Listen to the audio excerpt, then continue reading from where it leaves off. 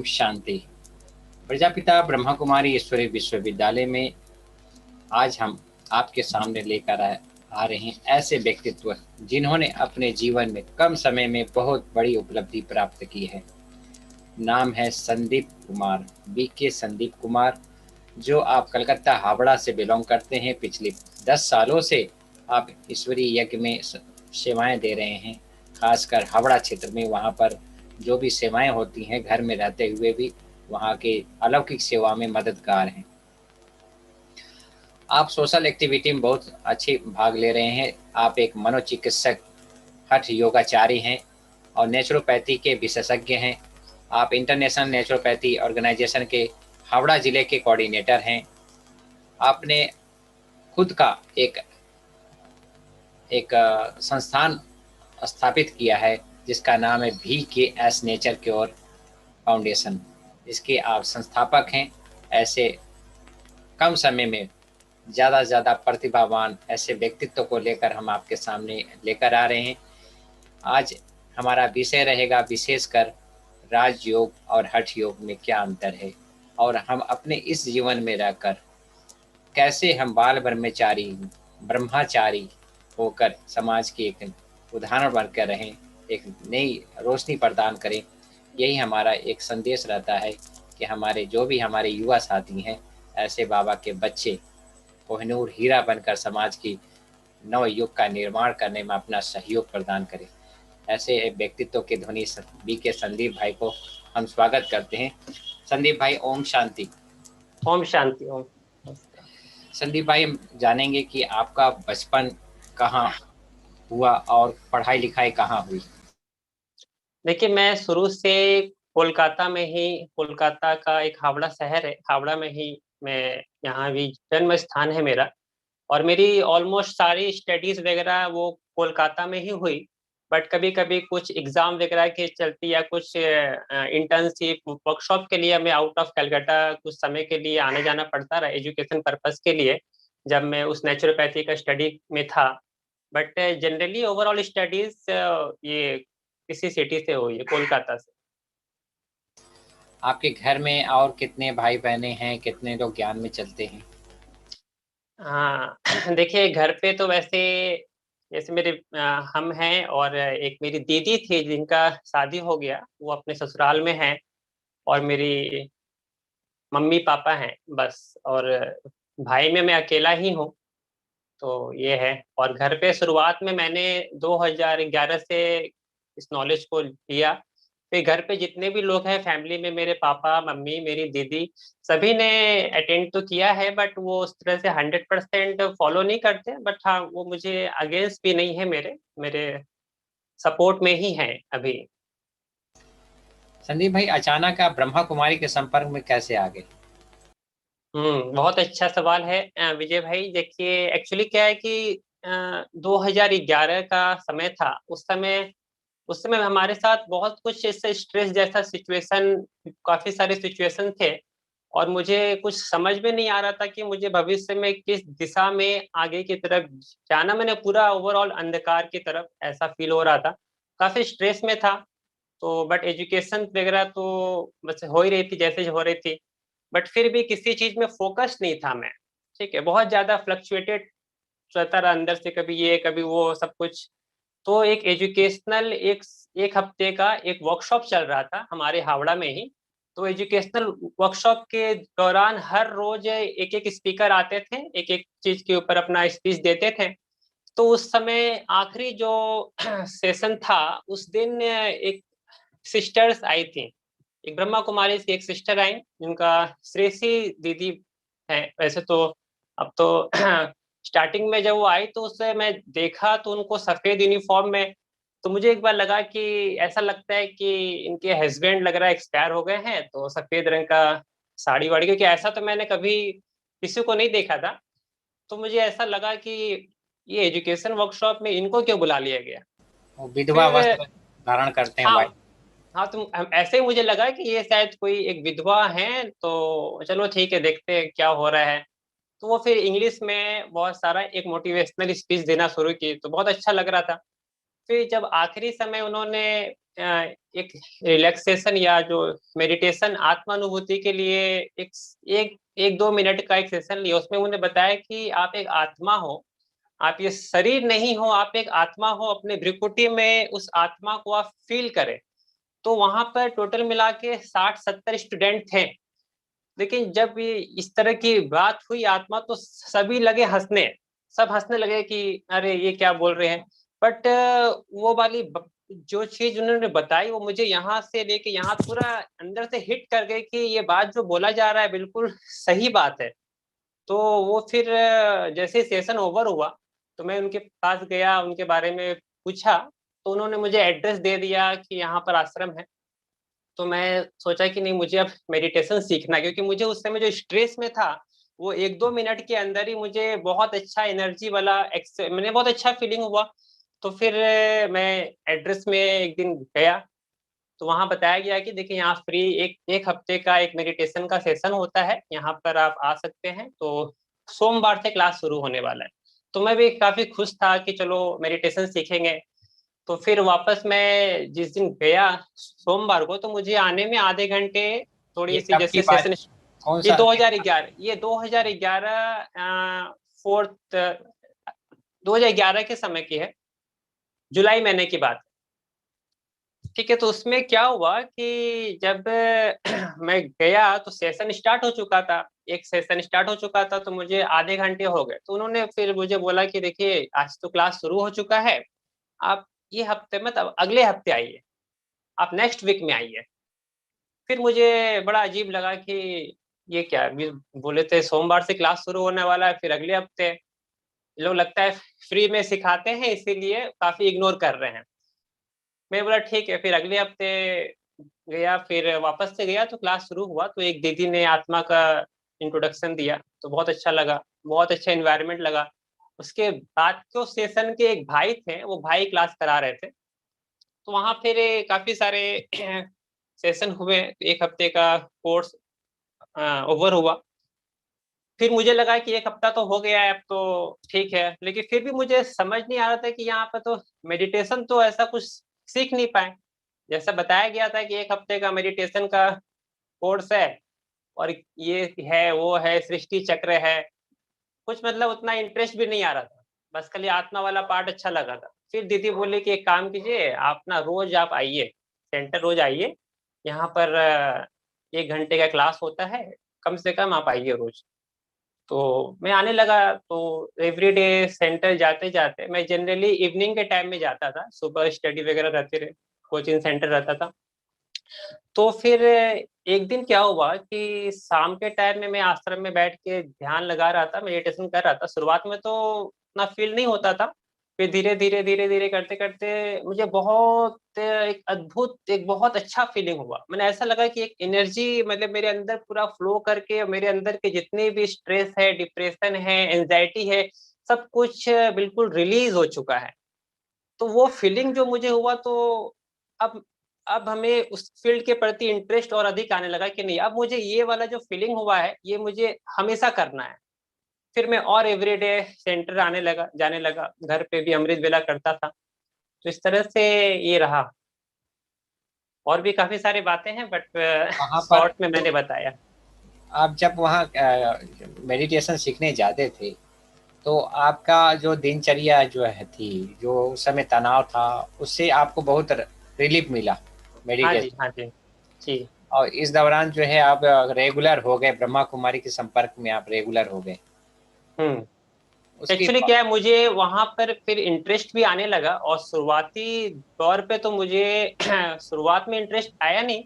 But जैसे जैसे मैं जाने लगा, तो मुझे मेरे अंदर एक खोज हो गई कि मैं और अंदर इंटर करना चाहता था, कि और यहाँ पर क्या क्या चीज सिखाए जाते हैं, और क्या है इसके अंदर।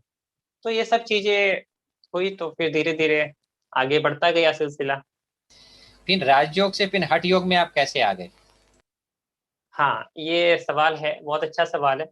देखिए क्या होता है कि जैसे शुरुआत में मुझे भगवान के प्रति कोई इंटरेस्ट वैसे था नहीं। जब मैं छोटा था, तो छोटे में मुझे घर पे देखता रहा, सब लोग पूजा अर्चना उस तरह से थोड़ा बहुत होता ही था। तो बट हमारे अंदर से ऐसा लगता है कि ये भगवान कैसे हो सकते, इतने सारे हाथ हैं, इतने सारे मुख हैं, ये सारे हैं। तो भगवान के प्रति अंदर में एक हमेशा क्वेश्चन मार्क रहता था कि ये भगवान है क्या एक्चुअली में। ठीक है, फिर भी मैं जब बचपन में सीरियल देखता था तो एक हनुमान जी का एक सीरियल आता था। तो श्री राम ने हनुमान का बहुत सारी चीजें बताते, हनुमान जी हवा में उड़ रहे हैं।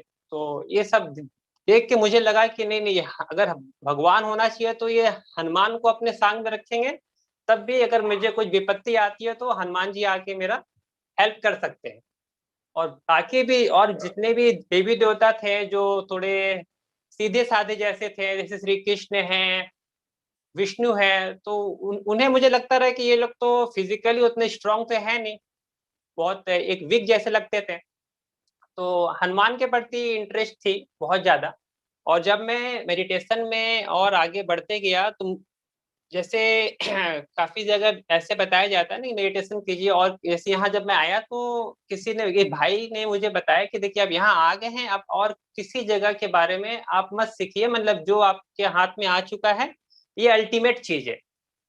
लेकिन फिर मुझे लगा कि ये ऐसे क्यों बोल रहे हैं कि और कुछ मत सीखे हो, ये आगे कुछ नहीं करना चाहिए। तो मैं और भी इंटरेस्ट से आगे बढ़ना शुरू किया। और धीरे धीरे मैंने मैंने मेरे एक्चुअली थोड़ा एक लॉजिकल माइंड था, मैं किसी भी चीज को इतनी आसानी से स्वीकार नहीं कर सकता था। फिर उस मेडिटेशन के ऊपर भी बहुत स्टडी वगैरह किया मैंने।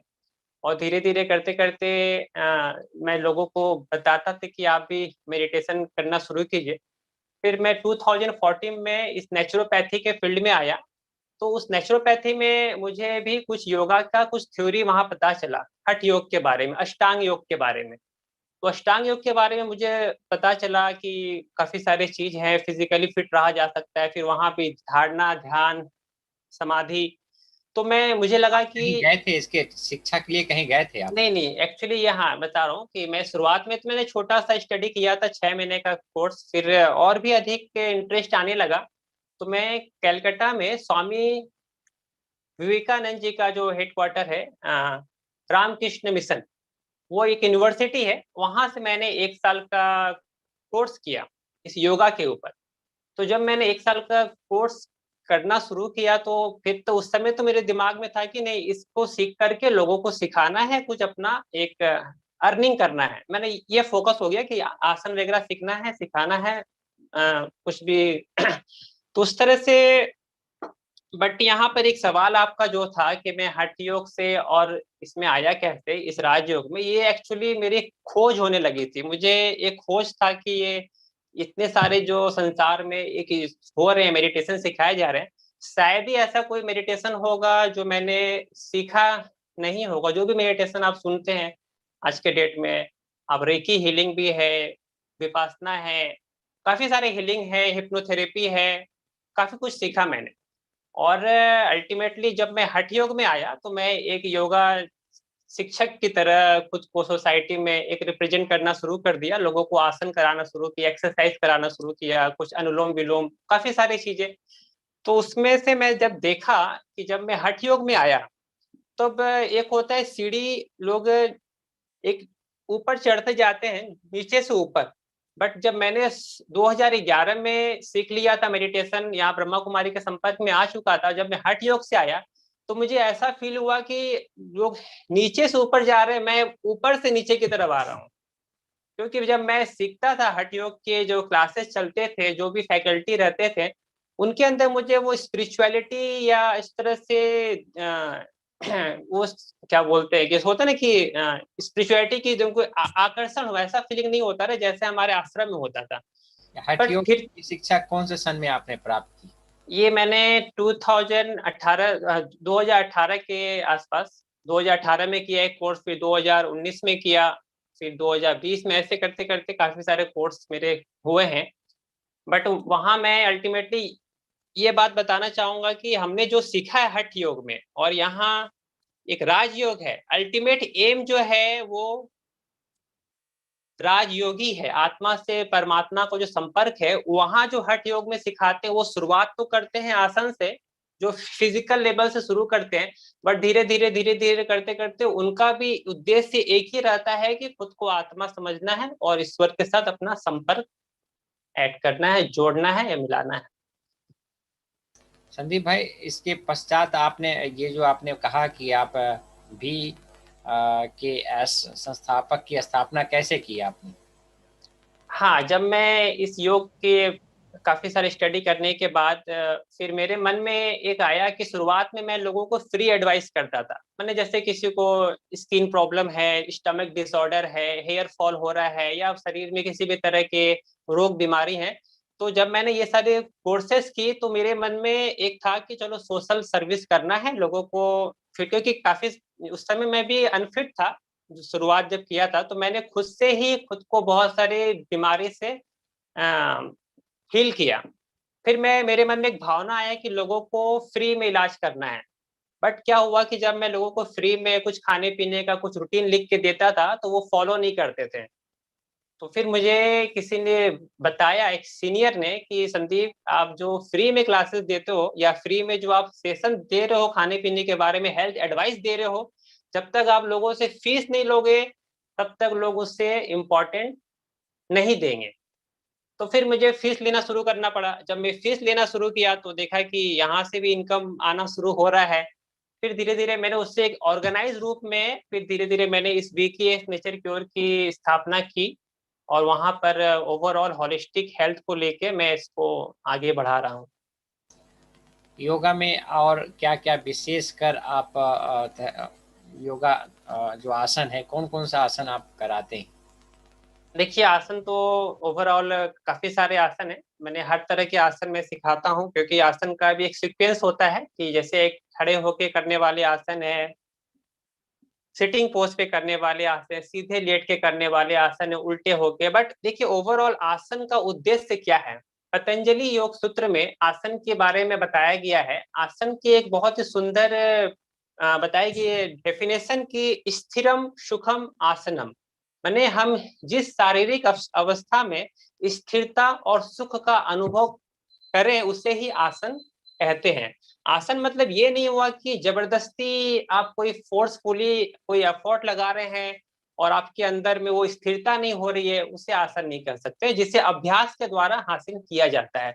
और एक बात है, आसन इसलिए किया जाता है कि जब आप राजयोग का अभ्यास कर रहे हैं या किसी भी तरह के आप ईश्वर से ध्यान लगाने के उस रास्ते में आगे निकल रहे हैं, तो फिजिकली फिट होना बहुत ही जरूरी है।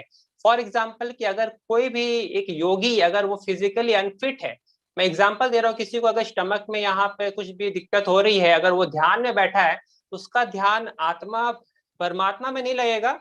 वो जहां पर उससे वो समस्या हो रही है वहां पर उसका ध्यान का फोकस हो जाएगा, जिस कारण से वो ईश्वर के साथ अपना संपर्क नहीं बना सकते हैं। इसीलिए शरीर को फिट रखने के लिए ही ये आसन की आवश्यकता है। संदीप भाई, आपने मनोचिकित्सक जो है काउंसलिंग में भी आपने कुछ डिग्रियां प्राप्त की हैं। तो इसके बारे में बताएं कि आप ये क्या विशेष काउंसलिंग किस तरह के करते हैं आप? ये क्या हुआ कि सच पूछिए तो ये जब मैं यहाँ जब ये ब्रह्मा कुमारी के संपर्क में आया, तो यहाँ आने के बाद में काफी सारे सीडीज वगैरह किताब, मैंने ऑलमोस्ट 80% किताब और सीडीज वगैरह मैं धीरे धीरे खरीदना शुरू कर दिया। और मैं काफी स्टडी करता था, और मेरा एक ही उद्देश्य रहता था कि इस नॉलेज को और भी गहराई से समझना है और एक वैज्ञानिक रीति से समझना है। क्योंकि मैं एक लॉजिकल माइंड था मेरा कि किसी भी चीज को आंख बंद करके स्वीकार नहीं कर सकता था। तो मैं धीरे धीरे जब मेडिटेशन के बारे में स्टडी करना शुरू किया, अभ्यास करना शुरू किया, तब मुझे पता चला कि ये जब मेडिटेशन से क्या होता है, हमारे जो हाइपोथैलेमस और पिट्यूटरी ग्लैंड में जो हार्मोनल सिक्रेशन होते हैं, बहुत सारे हार्मोन, हैप्पीनेस हार्मोन होते हैं, एंडोर्फिन है, सेरोटोनिन है, डोपामाइन है, तो जिससे हमारे फिजिकली हम उस खुद को हील कर सकते हैं।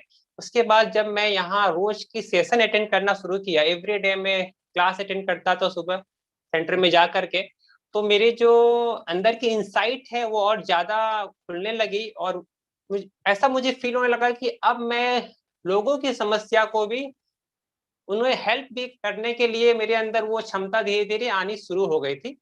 बट क्या हुआ कि मेरे पास कोई सर्टिफिकेशन नहीं था। कि हम किसी को भी एज ए काउंसलर अगर हम किसी को प्रेजेंट करते हैं कि भाई हम आपके स्ट्रेस, आपके डिप्रेशन की समस्या का समाधान में करूंगा, तो वो ये सवाल पूछ ही सकते हैं कि आपके पास क्या कोई सर्टिफिकेट है। तो बस ये थोड़ा करने के लिए मैंने कैलकाटा यूनिवर्सिटी और रामकृष्ण मिशन का एक स्टडी होता है, 1 साल का कोर्स वगैरह होता है, तो वो मैंने किया। बट सच बताइए तो मुझे काउंसलिंग की जो स्किल है वो मुझे ब्रह्मा कुमारी से ही सीखने को मिली है और रोज के मुरली क्लास से सीखने को मिली। संदीप भाई, आप इंटरनेशनल नेचुरोपैथी ऑर्गेनाइजेशन वहाँ के कोऑर्डिनेटर हैं। ये उपलब्धि आपने कैसे हासिल की? हाँ देखिए, जब मैं इस नेचुरोपैथी में आया तो उस समय जैसे जैसे मैं इसमें और आगे निकलते गया तो हमारे जो पश्चिम बंगाल के कोऑर्डिनेटर हैं डॉक्टर तपन कुमार भट्टाचार्य जी ने, उनसे मेरा किसी एक फोन के जरिए संपर्क हुआ और वो हमारे पूरे पश्चिम बंगाल के स्टेट कोऑर्डिनेटर हैं, अभी भी हैं, वो स्टेट कोऑर्डिनेटर हैं, काफी एजेड हैं, अराउंड 75 के लगभग एज होगा। तो उनसे जब मैं फर्स्ट टाइम उनके इंटरेक्शन में आया तो वो मुझसे काफी इम्प्रेस हुए। उन्हें ऐसा लगा कि आप इतने कम उम्र में आप इस फील्ड में ध्यान दे रहे हैं, आप योग की तरफ आगे बढ़ रहे हैं, आपको इस नेचुरोपैथी में इंटरेस्ट है। तो फिर उन्होंने काफी दिन मेरे साथ संपर्क में थे और उनके वो संस्था के पहले मुझे एक मेंबर बनाया उन्होंने कि आप आईनो का एक मेंबरशिप आप ले लो। बट क्या है, धीरे धीरे मैं और भी ज्यादा एफर्ट दिखाना शुरू किया और 21 जून इंटरनेशनल इंटरनेशनल योगा डे, उस दिन मैंने काफी सारे स्कूल में इवेंट किए थे, काफी सारे स्कूल्स में, काफी सारे सोसाइटीज में मैंने इवेंट किए। तो उन्हें भी ऐसा लगा कि नहीं, इसके अंदर थोड़ा बहुत कुछ है। उसके बाद उन्होंने मुझे ऑफर किया कि आप क्या हावड़ा डिस्ट्रिक्ट के कोऑर्डिनेटर बनने में इंटरेस्टेड हो। तो मैंने हामी भर दी, फिर वहां से फिर अपॉइंटमेंट हुआ, एक लेटर आ गया, तो ऐसे बना मैं। संदीप भाई, आप राजयोग और हठ योग के अंतर के बारे में थोड़ा बताएं कि हठ योग में क्या-क्या विशेष हमें सावधानी रखनी है और राजयोग में क्या-क्या सावधानी रखनी है? देखिए, हठ योग और राजयोग, सबसे फर्स्ट मैं आपको बताना चाहूंगा कि हठ योग, हठ शब्द का अर्थ क्या होता है। हठ मतलब कि काफी लोग समझते हैं हठ मतलब कि जबरदस्ती वाला योग, फोर्सफुली योग। बट ऐसा ऐसा वो लोग बोलते हैं जिन्हें हठ योग के बारे में बहुत ज्यादा डीपेस्ट मैंने आइडिया नहीं है उन्हें। बट सच बताइए तो हठ शब्द का ये अर्थ होता है कि हमारे शरीर में अप्रोक्स 72,000 एनर्जी सेंटर है, 72,000 अप्रोक्स, जहां से हम एनर्जी जो दे रहे हैं वो अंदर फ्लो कर रही है। उसमें जो ईड़ा नाड़ी, पिंगला नाड़ी और सुषुम्ना नाड़ी, ईड़ा, पिंगला और सुषुम्ना, ये 3 नाड़ी को अगर हम किसी भी तरह से शुद्धि कर लेते हैं इस योग अभ्यास के द्वारा, तो ये जनरली क्या होता है, ईड़ा और पिंगला, जो ईड़ा है सॉरी जो पिंगला नाड़ी है वो हो गई ह, जिससे हम सूर्य नाड़ी भी कहते हैं, और ठ हो गई ईड़ा नाड़ी। तो ह और ठ मतलब कि सूर्य नाड़ी और चंद्र नाड़ी, ये दोनों के बीच में जो संतुलन है, जिससे हमारा सुषुम्ना नाड़ी एक्टिवेट हो जाती है, इसे ही हठ योग का अभ्यास ही मैंने अभ्यास करने से इसे हासिल किया जाता है। और अगर हम इस राजयोग के ऊपर आए तो हठ योग का अल्टीमेट जो उद्देश्य जो है वो राजयोगी है, क्योंकि अल्टीमेटली हमें आत्मा समझ के ईश्वर से या जो भी सुप्रीम एनर्जी आप बताएं, भगवान तो हर कोई स्वीकार भी यही करते हैं, बट एक इनविजिबल शक्ति है, सुप्रीम एनर्जी है जो वहां से हासिल की जा सकती है। और हठ योग क्या है, एक स्टेप्स है। ऐसा नहीं कि सिर्फ हठ योग में भी बहुत सारे स्टेप है, अष्टांग योग के 8 अंग हैं, यम, नियम, आसन, प्राणायाम, प्रत्याहार, धारणा, ध्यान और समाधि। तो जो समाधि वाला जो स्टेज है वही बेसिकली राजयोग है। और हम शुरुआत ब्रह्मा कुमारी में समाधि से ही शुरुआत होता है और हठ योग में हम एक एक करके स्टेप बाय स्टेप आते हैं। इसीलिए मैंने शुरुआत में बोला कि लोग नीचे से ऊपर की तरफ जाते हैं। जब मैं हठ योग में आया तो मुझे ऐसा फील हुआ कि मैं ऊपर से नीचे की तरफ गया। फिर मैंने दोनों को संतुलित करके एज ए योगा टीचर खुद को आगे बढ़ा रहा हूँ यहाँ पर। संदीप भाई, आप अपनी स्थिति को निर्विघ्न बनाए रखने के लिए क्या उपाय अपनाते हैं? बहुत ही सुंदर सवाल कि विघ्न देखिए जब भी आती है मेरे जीवन में, उसे सॉल्व करने के लिए मैं स्वमान का अभ्यास करता हूँ। स्वमान को अगर आप एज ए साइकोलॉजिकल मैनर में देखें तो उसे सेल्फ हिप्नोसिस बोलते हैं। जैसे हिप्नोथेरेपी होता है, तो सेल्फ हिप्नोसिस मतलब खुद को हिप्नोटाइज करना। एक होता है कि हम किसी और को हिप्नोटाइज करते हैं, एक होता है खुद को हिप्नोटाइज करना।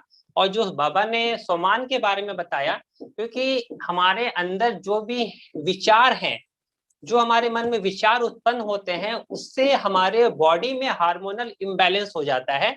और जिस हार्मोनल इम्बैलेंस के कारण हम फिजिकली भी डिस्टर्ब रहते हैं, और हमारे अंदर जो इलेक्ट्रोमैग्नेटिक फ्रीक्वेंसी जो एक रेडिएट करती है, जिससे आप मैंने ऑरा जो हमारा जो थॉट के कारण वो ऑरा के ऊपर भी उसका इफेक्ट आता है, जिस कारण से विघ्न आते हैं हमारे जीवन में। अगर सच सच बताइए तो विघ्न जो है, ये विघ्न को हम खुद ही आकर्षित करते हैं, वो अपने विचारों के माध्यम से।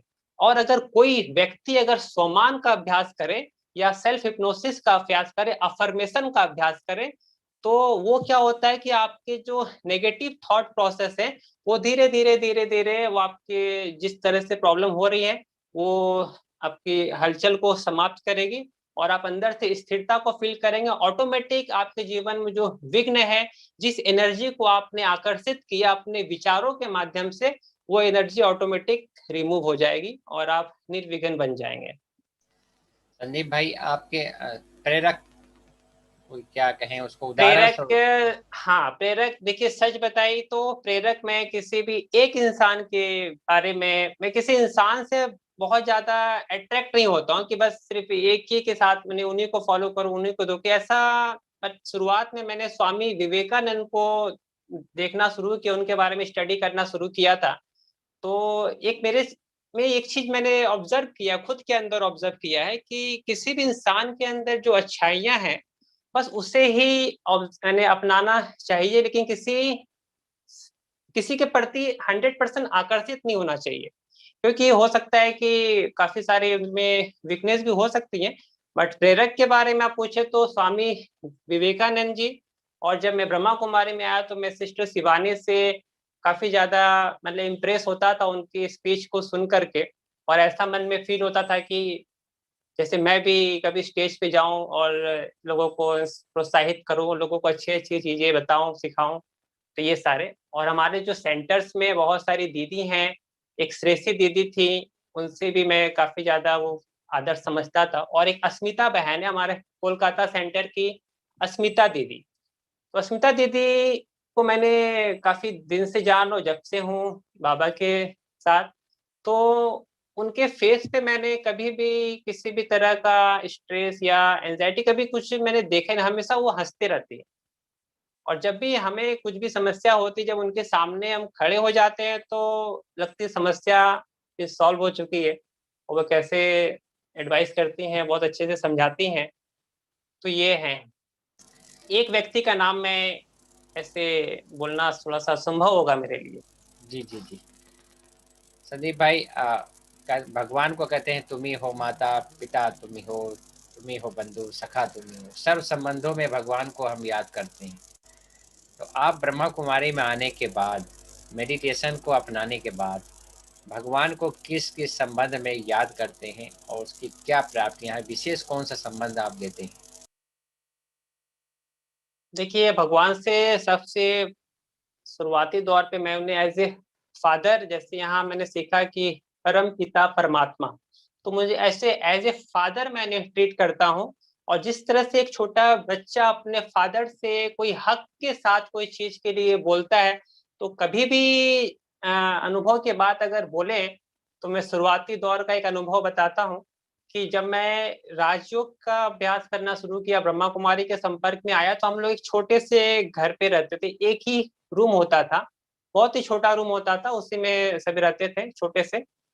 तो वहां जब मैं मेडिटेशन करना शुरू किया, तो सेंटर्स में दीदी ने बताया कि आप जहाँ जिस स्थान पे आप सोते हैं वहां पर मेडिटेशन करना सही नहीं होता है, अलग रूम में आपको मेडिटेशन करने से वो ज्यादा अच्छा होता है। और भी काफी काफी चीजें। और सुबह उठना चाहिए अर्ली मॉर्निंग 4 AM। तो एक घर पे और भी सभी, पापा, मम्मी, मेरी सिस्टर्स सभी रहते थे, और घर में बहुत सारे सामान वगैरह भी हैं, तो स्पेस नहीं मिल पाता था मुझे। बट फिर भी मैं किसी भी तरह से एक छोटा सा स्पेस खोज के निकाला। वहां पर मैं सुबह 3:30 या 4 AM तक उठ के अगरबत्ती जला करके ध्यान लगाता था।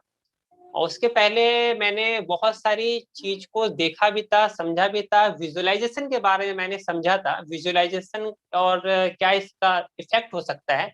तब जब भी मैं मेडिटेशन ओवर करता था, उसके बाद मैं विजुअलाइज करता था, अपने सामने एक सीन क्रिएट करता था कि अब हमारा एक खुद का रूम हो चुका है, जिस रूम के अंदर बैठ के मैं अकेले ध्यान लगा रहा हूँ, और वहाँ कोई डिस्टर्ब करने वाला ऐसा कोई सिचुएशन है नहीं, कोई इन्वायरमेंट बहुत ही आराम से। तो मैं फील करता था कि मेरा अपना घर हो चुका है। इस तरह के मैं विजुलाइज करता था हर रोज। तो विद इन 6 महीने के अंदर, ऐसे हम लोग काफी सालों से घर खोज रहे थे, बट घर की समस्या थी, एक छोटा सा रूम था। बट फिर क्या हुआ कि 2011 के कुछ महीने के बाद, 6-7 महीने के बाद, कि मेरे घर के बगल में एक फ्लैट बन रहा था। तो फ्लैट के बारे में बात है, दिन की ईयर मुझे याद नहीं है। कलकत्ता में एक फ्लाईओवर एक्सीडेंट हुआ था। फ्लाईओवर चलते चलते सुबह आफ्टरनून का समय था, जो कि फ्लाईओवर ही पूरा नीचे गिर गया था। काफी खतरनाक एक्सीडेंट हुआ था, काफी लोग की मृत्यु हुई थी। तो वहां पर मैं पहले एक एक जगह में विजिट करने जाता था, मतलब कि जैसे मैं एक नेचुरोपैथी प्रैक्टिशनर हूँ, तो वहां पर मैं वीक में 3 डेज वहां पर मैं विजिट करता था। लोग आते थे हेल्थ एडवाइस के लिए। और वो सेंटर जो था वो प्रॉपरली फ्लाईओवर के ठीक नजदीक था। तो मैं आफ्टरनून का मेरा सॉरी इवनिंग का सेशन होता था वहां में। तो इवनिंग के समय, और फ्लाईओवर एक्सीडेंट भी आफ्टरनून के साइड में हुआ। तो जिस दिन मेरा वहां का विजिट करने का दिन था, उसी दिन ये एक्सीडेंट हुआ था। और उस दिन मुझे अचानक से संकल्प आया कि आज मुझे वहां नहीं जाना है। मैंने अंदर से ऐसा लग रहा था कि, ऐसा लग रहा कोई फोर्स करके मुझे एक रोकने की कोशिश कर रहा है कि आज मत जाओ। अब ये क्यों हो रहा था, क्योंकि उस दिन मुझे विजिट करने वहां और भी लोग आने वाले थे मेरे पास एडवाइस के लिए। बट क्या है कि मेरे अंदर से एक, मतलब फोर्स हो रहा था कि आज आपको रुकना है, आपको घर पे ही रहना है। फिर जैसे ही मैंने आधे घंटे के बाद अपना फोन खोला, तो देखा बहुत सारे वीडियोज आने शुरू हो गए कि ये फ्लाईओवर नीचे गिर चुका है, काफी लोग की मृत्यु हो गई है। लोग मुझे फोन करके पूछने लगे कि संदीप भाई, आप हो कहाँ पर अभी। मैंने बोला कि मैं तो अपने घर पर हूँ, सुरक्षित हूँ। तो ये भी अच्छा अनुभव है मेरे लाइफ में। संदीप भाई, ऐसी कोई घटना आपके जीवन में घटी हो जो आप ज्ञान योग से आपने उसको पूर्ण किया हो, सहयोग लिया हो, ज्ञान योग का सहारा लिया हो? हम्म ये घटना, देखिए, जब मैं छोटे से काफी सारे, जब मैं छोटा था स्कूल में पढ़ता था, तो मेरे अंदर एक इन्फिनिटी कॉम्प्लेक्स थी बहुत ज्यादा। मैं खुद को स्वीकार नहीं कर पाता, मेरे अंदर एक भय रहता था और एक इन्फिनिटी कॉम्प्लेक्स की मुझे ऐसा लगता रहा कि कोई और मुझे स्वीकार नहीं कर रहा है। मेरे अंदर ये खराबी है, ये कमी है, मेरे अंदर ये वीकनेस है। और मैं कभी भी स्कूल में भी किसी के सामने खड़े होके रीडिंग नहीं कर पाता था। काफी सारी स्टैमरिंग की प्रॉब्लम भी थी, अभी भी थोड़ी बहुत है, बट उस समय बहुत ज्यादा थी। तो फिर अंदर में भय बहुत रहता था मेरे मन में। और दूसरी बात कि मैं किसी से फोन से भी बात नहीं कर पाता था।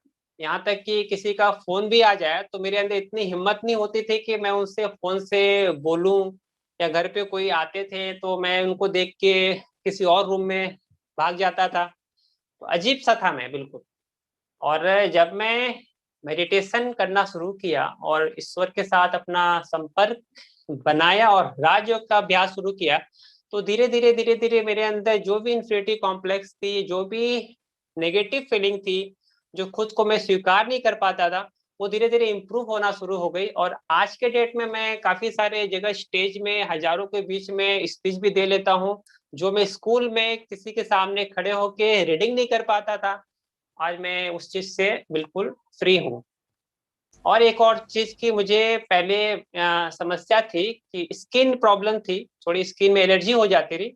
और फिजिकल इलनेस भी बहुत सारी रहती, तो मेरे घर वाले मुझे काफी जगह डॉक्टर के पास लेके जाते थे। Homeopathic, allopathic, Ayurvedic.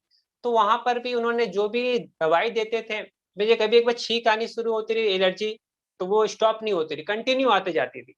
तो फिर जब मैं मेडिटेशन करना शुरू किया तो धीरे धीरे, जिसके लिए मेरे घर वाले डॉक्टर के पास से लेके जाते थे इतने दिनों से, वो मैं मेडिटेशन से ही और वो स्पिरिचुअलिटी से अपने अंदर पॉजिटिव थॉट को लेकर के, और रोज मैं योगा अभ्यास करता था, तो धीरे धीरे सॉल्व हो गए। काफी सारे आपने हैं, बहुत सारे। आपने कहा कि हम खुद का इलाज खुद कर सकते हैं, तो हम सुनना चाहेंगे एक दो एग्जाम्पल जिससे आप योग के प्रयोग खुद के लिए और अन्य आत्माओं के लिए, जो मेडिटेशन का जो थ्योरी है वो प्रयोग आप कहाँ तक इसको एक प्रकार से एक अच्छा लेवल तक पहुंचा पाते हैं आप। थोड़ा एक दो अनुभव कि आपने हाँ योग का देखिए, प्रयोग से कितना समाधान किया है। हाँ देखिए, यहाँ पर सवाल आपका बहुत अच्छा, और ये मेरा बहुत फेवरेट सब्जेक्ट है, मेडिटेशन। क्योंकि जब मैं योग में आया तो शुरुआत में मुझे ये भगवान से उतना बहुत ज्यादा इंटरेस्ट नहीं आ रहा था, लेकिन मुझे मेडिटेशन के ऊपर इंटरेस्ट आ रहा था। और मुझे वो, जब मैंने मेडिटेशन करना शुरू किया तो ईश्वरीय अनुभूति तो होती है डेफिनेटली, वो सुप्रीम एनर्जी है। बट मैंने उससे फिर एक वैज्ञानिक रीति से उसके ऊपर और भी ज्यादा एक्सपेरिमेंट करना शुरू किया था। तो फिर मैंने सबसे पहले अपने ऊपर आजमाया कि मैं सुना था कि रोज सुबह अमृत वेला करने से और रोज योगा अभ्यास करने से आपके अंदर बहुत सारी डेवलपमेंट होती है, फिजिकल ऑर्गन में भी बहुत सारी चेंजेस हो जाती हैं, और आपके जो इंटरनल ऑर्गन हैं वो भी हेल्दी होते हैं। तो शुरुआत में तो मुझे बहुत ज्यादा भरोसा हुआ नहीं, काफी सारे मैं स्पीच सुनता था ब्रह्मा कुमारीज के भी, तो मुझे लगा कि ये लोग पता नहीं ऐसे बोलते भी हैं कि सच में होता भी है। तो मैं खुद के ऊपर एक्सपेरिमेंट करना शुरू किया। मुझे स्टमक की डिसऑर्डर थी, मैंने शुरू से, जब मैं छोटा था, अराउंड 3 to 4 ईयर, तो मेरे पेट में एक ऑपरेशन हुआ था जिसमें 22 स्टिच लगी थी, अराउंड 22 स्टिच। और डॉक्टर ने बोला था कि आपके ये इनको थोड़ा संभाल के रखना है। और उस कारण से मेरा जो खाना खाने के बाद, भोजन करने के बाद, मैं उससे प्रॉपर तरीके से हजम भी नहीं कर पाता था। बट मैं जब मेडिटेशन करना शुरू किया, तो मैं ये फील कर पाता था कि वो एनर्जी पूरे मेरे अंदर में फैल रही है, और मेरे शरीर की सारी बीमारी पूरी तरह से ठीक होती जा रही है। मेरी जो हीलिंग पावर है वो धीरे धीरे इम्प्रूव करते जा रही है, और ये सीधी फील करना था खुद को संसार से डिटैच करने के बाद। मैं खुद को धीरे धीरे फील करता रहा, मैं ऊपर की तरफ जा रहा हूँ, अंतरिक्ष से ऊपर, वहां से वो एनर्जी को ले रहा हूँ ये। और साथ में मैं जो भोजन को रिचार्ज करके खाता रहा, और वाटर रिचार्ज करके भी उसे अप्लाई करता था अपने ऊपर। और इसके पीछे विज्ञान क्या है मैं आपको बताऊं कि डेफिनेटली जब हम मेडिटेशन का अभ्यास करते हैं तो हमारे बॉडी में हीलिंग होती क्यों है, क्यों होती कि हमारे अंदर कुछ हार्मोन्स, जब मैंने बताया हैप्पीनेस हार्मोन, तो जनरली जो आम आम आदमी होते हैं, जो मेडिटेशन का अभ्यास है, स्पिरिचुअलिटी से इनका कोई कांटेक्ट नहीं रहता है, उनके अंदर वो स्ट्रेस हार्मोन बहुत अधिक मात्रा में उत्पन्न होते हैं, हैप्पीनेस हार्मोन हमेशा नहीं बनते।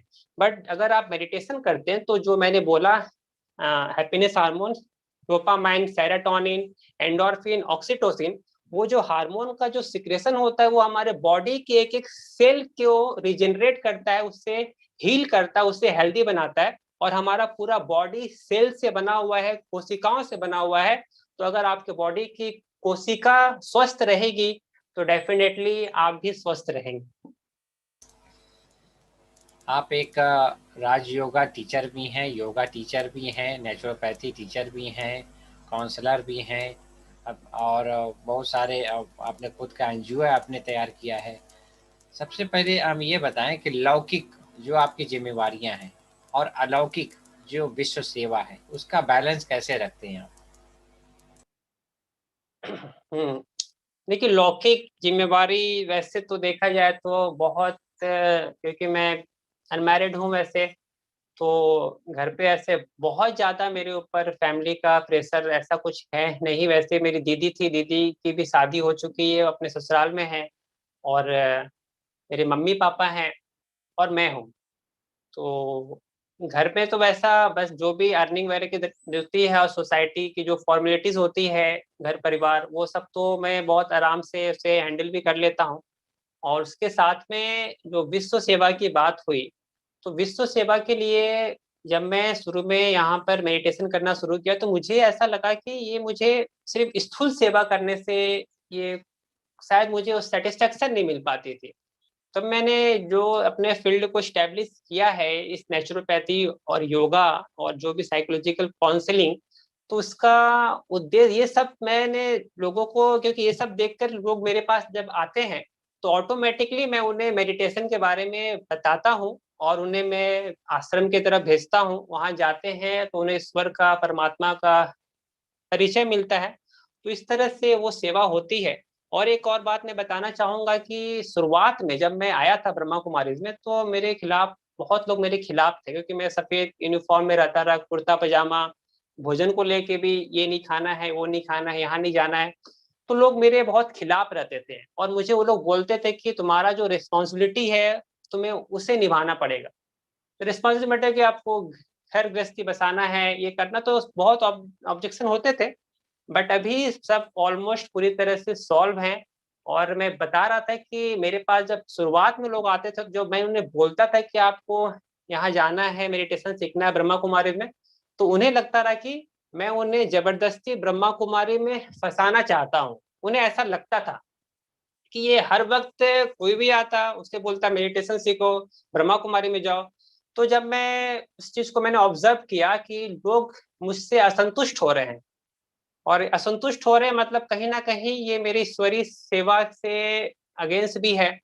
फिर जब मैं काफी सारी स्टडी करने के बाद लोगों को सिर्फ इतना ही बोलता हूँ कि देखिए आपके शरीर में ये समस्या है, आपको मेडिटेशन भी करना चाहिए, तो वो मुझसे पूछते हैं कि मेडिटेशन किस जगह सीखे।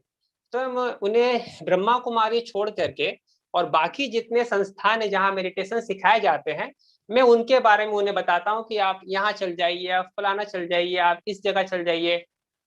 तब उनके अंदर में एक सवाल आता है कि ये खुद तो ब्रह्मा कुमारी से कनेक्टेड है और हमें कहीं और भेज रहा है। वो मुझसे पूछते थे कि आप आपने कहाँ सीखा मेडिटेशन। तो मैंने बोला मैंने तो यहाँ पर एक सेंटर है ब्रह्मा। लगता रहा कि मैं उन्हें जबरदस्ती ब्रह्मा कुमारी में फोर्सफुली भेजने की कोशिश कर रहा हूँ। बट अभी क्या होता है कि जब मेरे पास लोग आते हैं तो मैं उन्हें हेल्थ के साथ मैंने मेडिटेशन को मैं रिलेट करता हूँ। मैं उन्हें बोलता हूँ कि आपको ये समस्या है, आपको मेडिटेशन का अभ्यास भी करना जरूरी है।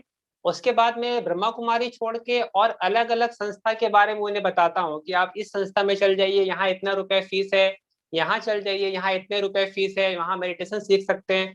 तो वो लोग जो आते हैं वो मुझसे पूछते हैं कि आपने किस जगह मेडिटेशन सीखा। तो मैं उन्हें बोलता हूँ बहुत सिंपल तरीके से कि मैंने तो एक संस्था है ब्रह्मा कुमारी, वहां से मैंने सीखा है।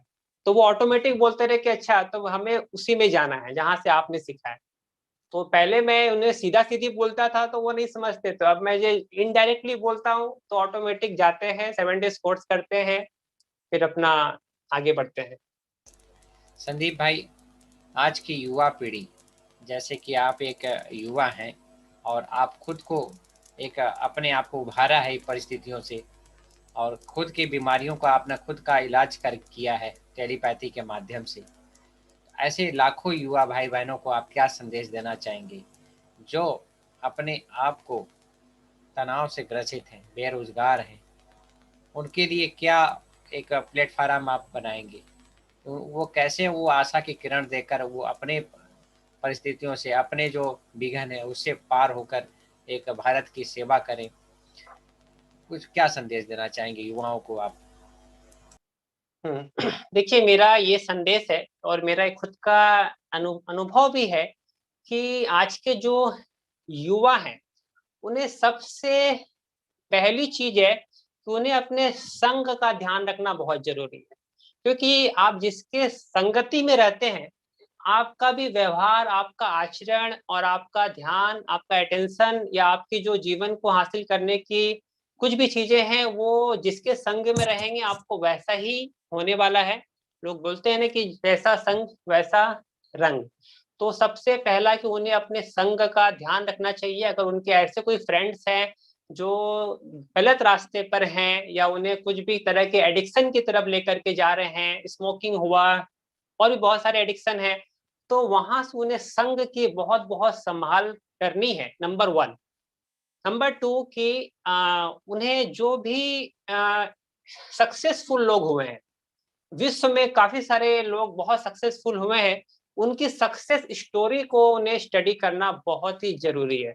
क्योंकि हम जब मेरे साथ में कोई अगर सक्सेसफुल इंसान अगर है नहीं, बट मैं किसी की किताब को अगर स्टडी करता हूँ, तो वो भी मेरी तरह से एक संगति की तरह ही उसका असर होगा। और आखिरी बात की मेडिटेशन, क्योंकि मेडिटेशन करने से जो भी हमारे अंदर में जो हलचल है, जो फ्लक्चुएशन होती है, जो स्कैटर माइंड हो जाता है, तो उस चीज को वो फोकस कर पाएंगे और एक जगह ध्यान को केंद्रित कर पाएंगे। और सफलता जहां पर ध्यान केंद्रित है, आप उसी चीज को अपने जीवन में हासिल कर सकते हैं।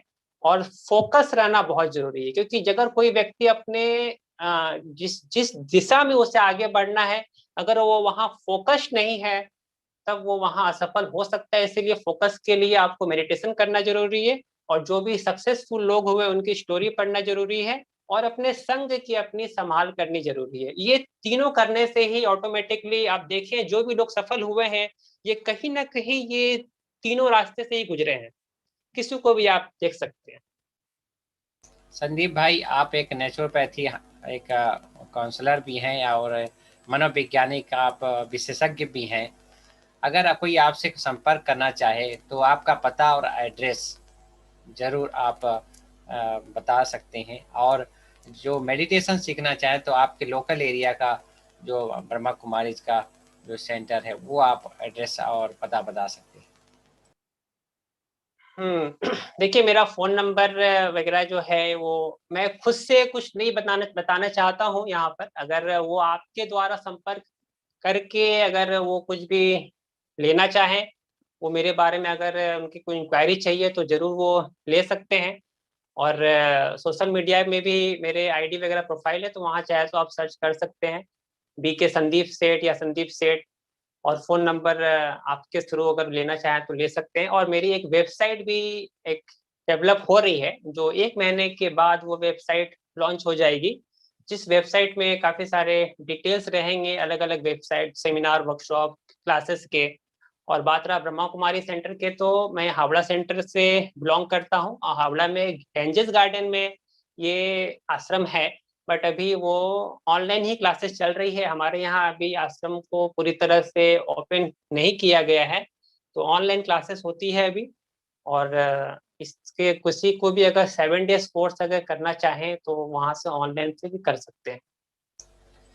बहुत ही अच्छा लगा आपका व्यक्तित्व। आपके कम समय में आपने इतनी डिग्रियां हासिल की हैं। अपने स्व पुरुषार्थ से आप खुद अपने आप पे पुरुषार्थ कहते हैं, जैसी चाह होती है इंसान की, वैसी वो राह निकल जाती है। तो आपने खुद ऐसी राह निकाली है। ऐसे प्रतिभा की ध्वनि, आज एक ऐसा व्यक्तित्व जो हमें मजबूर कर दिया कि आज हम संदीप भाई के जो विचार हैं, कैसे वो इतने आगे बढ़े, कैसे उन्होंने अपने जीवन में इतनी ऊंची डिग्रियां प्राप्त की। इससे हमें जानकारी बहुत सारा चीज़ें आपसे मिली। संदीप भाई, हमारी दुआएं हैं आप सदा ऐसे आगे बढ़ते रहें।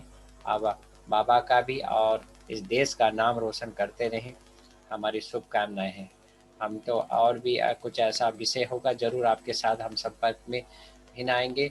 और तब तक के लिए इस समय की हिसाब से हम यहाँ पर इस एपिसोड को समाप्त करते हैं। और भी जो जैसा हमारा फीडबैक आएगा, आगे हम आपके साथ फिर हम नेचुरोपैथी के ऊपर में कौन कौन सी बीमारियां पर कौन कौन से इलाज संभव हो, घरेलू इलाज, उसके ऊपर हम आपके साथ एक बार फिर हम एक बैठेंगे। तब तक के लिए अब बहुत बहुत धन्यवाद। 2 मिनट बाबा को याद करके समाप्त करते हैं। ओम शांति। ओम शांति।